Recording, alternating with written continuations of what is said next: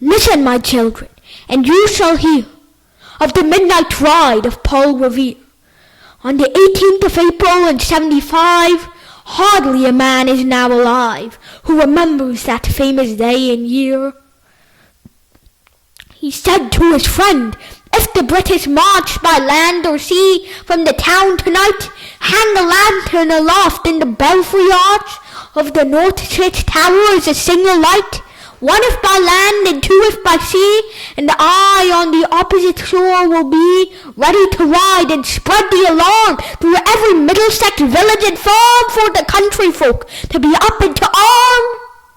Then he said good night, and with muffled oar silently rowed to the Charlestown shore, just as the moon rose over the bay where swinging wide at her moorings lay.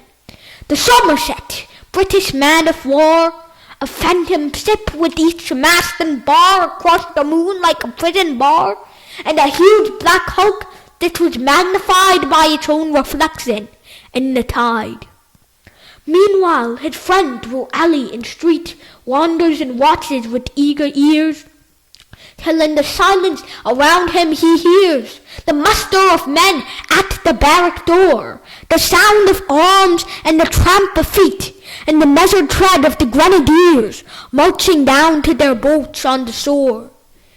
Then he climbed the tower of the old North Church, by the wooden stairs with stealthy tread, to the belfry chamber overhead, and startled the pigeons from their perch on the sombre rafters that round him made masses and moving shapes of shade, by the trembling ladder steep and tall, to the highest window in the wall, where he paused to listen and look down a moment on the roofs of the town and the moonlight flowing over all.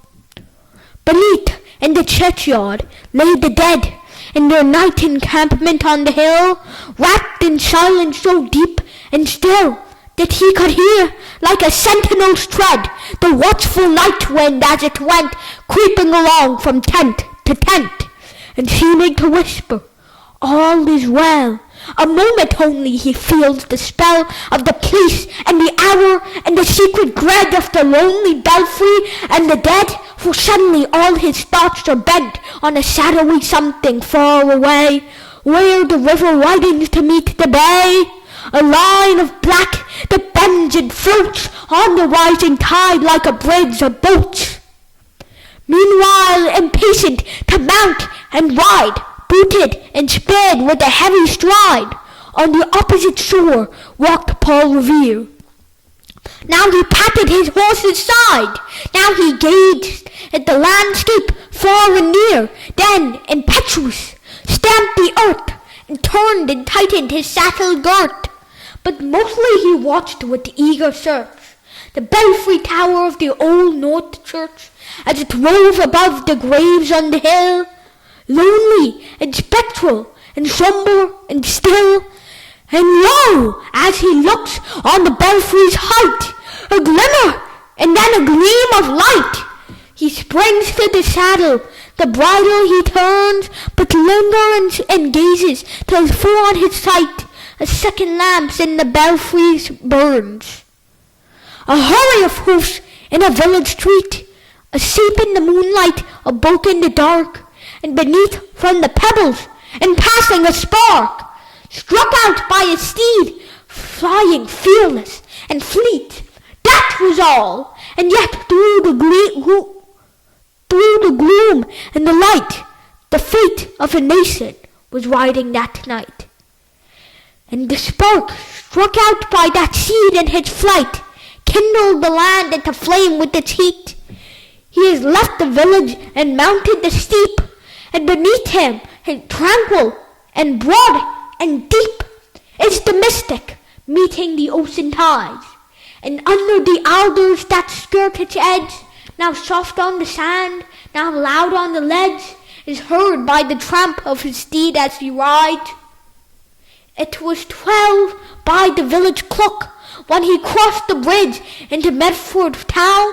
He heard the crowing of the cock and the barking of the farmer's dog, and felt the damp of the river fog that rises after the sun goes down. It was won by the village clock. When he galloped into Lexington, he saw the gilded weathercock swim in the moonlight as he passed. And the meeting house windows, black and bare, gaze at him with a spectral glare, as if they already stood aghast at the bloody work they would look upon. It was too by the village clock when he came to the bridge in Concord town. He heard the beating of the flock and the twitter of birds among the trees, and felt the breath of the morning breeze blowing over the meadow brown. And one was safe and asleep in his bed, who at the bridge would be first to fall, who that day would be lying dead, pierced by a British musket ball.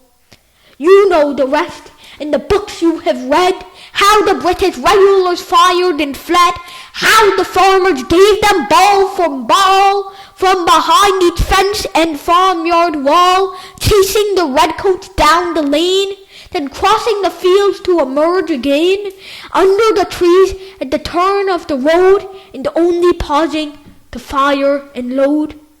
So through the night rode Paul Revere, and so through the night went his cry of alarm, to every Middlesex village and farm, the cry of defiance and not of fear, a voice in the darkness, a knock at the door, and the word that shall echo forevermore.